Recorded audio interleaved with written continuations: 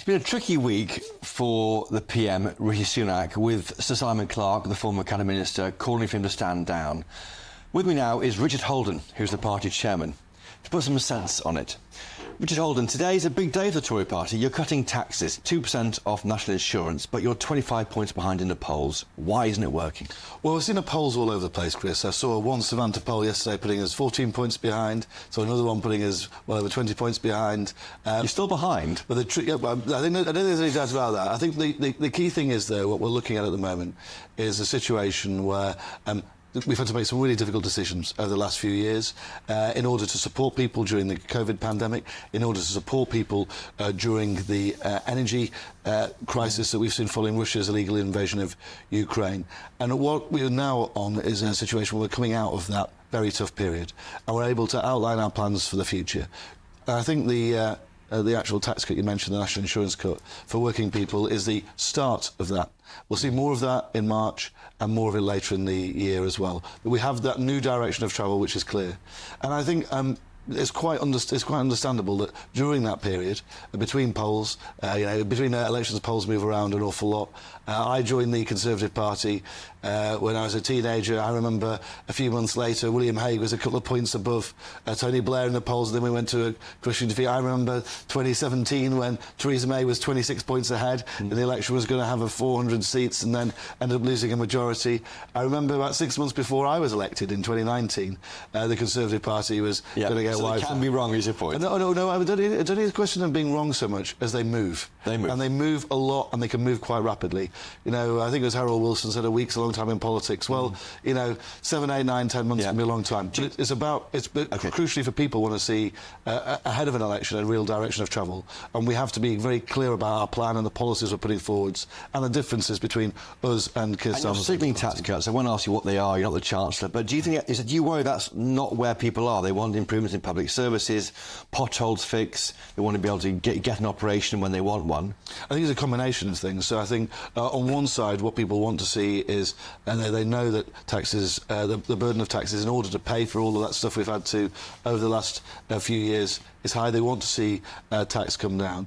I think on the other side, but you're absolutely right, that people do want to see investment in public services, which is why we've got record numbers of police officers. We've been putting money into that big hospital building programme. Actually, for the NHS, we've got that workforce plan, which is, for years, Chris, ever since the NHS was set up, we've basically gone around the world and pilfered what we didn't train in the UK with no long-term plan for how we're going to actually grow from the UK, our own doctors and nurses. So I think actually there's some big long-term changes that we're really pushing forwards and in a good place on. I think, though, that you're absolutely right that it's got to be a dual approach of ensuring that taxes are coming down, but also we're investing in the public services people. Reform UK is now the third party according to the polls. They're 8 points behind you according to People's Poll for GB News overnight. If Nigel Farage takes over and leaves that party, our colleague from GB News, they could be level pegging with the Tory party. I mean, do you want him to join, first of all, Nigel Farage? Is he welcome to be a member? That's what the PM says. Look, polls bounce around. Obviously, any application will be considered on its merits. That's a no, then. No, it's definitely not. Polls bounce around.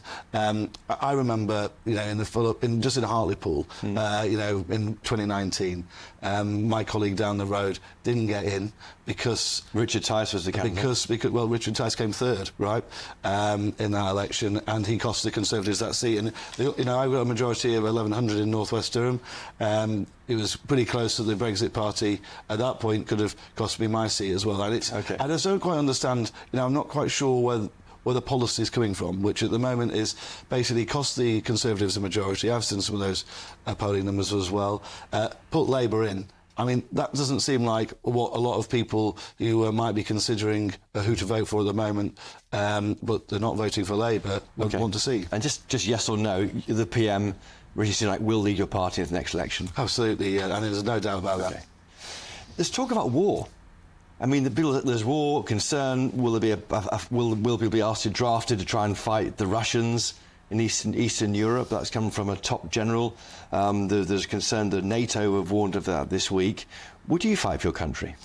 Absolutely. If it ever came to that, I certainly would. But I think, just put this in context, Chris, I don't think we're anywhere near that at the moment. I think what we've seen in Ukraine is a horrendous onslaught from a totalitarian, an authoritarian dictator in Moscow, which has basically fought with a huge amount of money, working with his allies like Iran to really try and hammer a fledgling democracy. We know that, but fought to a stance. The poll we had from the People's Poll overnight from GB News found that fewer than 1 in 5 would fight for their country. Is that a worry for you? I think it depends on the context in which... Who's the enemy? And in which any poll is taken and what exactly the nature of the question asked, I think. Also, there's the future of your colleague Lee Anderson's at stake here. He wants to ease up. Maybe, if asked, he would rejoin as your deputy. Would you take him back? I've got a few deputies, as you know, Chris, and I always said to Lee, you know, he does a lot of good for the party, fundraisers around the country, really helping G up the membership. I hope he continues to do that. But, you know, the decisions on jobs for people is not one for me alone. I'll have to chat to the Chief Whip and Prime Minister about it. But I think in the long term, you shouldn't rule anything out. I think, in fairness to Lee, he's also been very blooming clear. He was very decent and straightforward in his resignation letter, and he's been very straightforward since to say, actually, he was wrong to vote against what we were, or to not support what we were trying to do around the policy with deporting people to Rwanda, which is pretty big of him, right? You know, to admit that you've got something wrong is not always easy, and he's done that. And so, you know, I hope he continues to be my colleague for years to come. And about his future jobs, well, we'll have to see. I'm sure he'll be on GB News for quite a while, yeah.